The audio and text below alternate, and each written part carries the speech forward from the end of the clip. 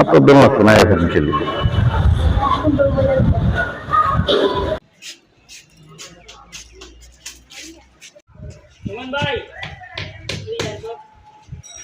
জি, কর্মী উন্নয়নে আমরা আসলে গরুর বাজারটা মোটামুটি অনেক প্রাচীনতম একটা বাজার বাংলাদেশের মধ্যে, প্রায় 400 বছর আগের বাজার।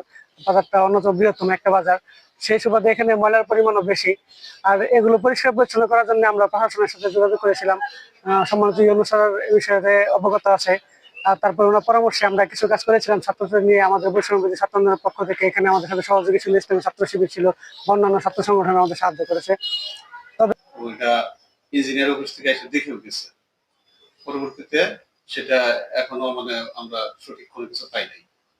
পরবর্তীতে আবার অ্যাপ্লিকেশন দেওয়া, পর আমি আশা করছি দুইবার অ্যাপ্লিকেশন জমা দেওয়া হয়েছে। আগের যে রেজিস্ট্রার ছিলেন ওরা মাধ্যমে অ্যাপ্লিকেশন উদ্বোধন কর্তৃপক্ষের কাছে পাঠানো হয়েছে। এই ভবনটা পরিত্যক্ত বলছে তারা, কিন্তু লিখিতভাবে এখনো পর্যন্ত কোনো কাগজপত্র দেয় নাই।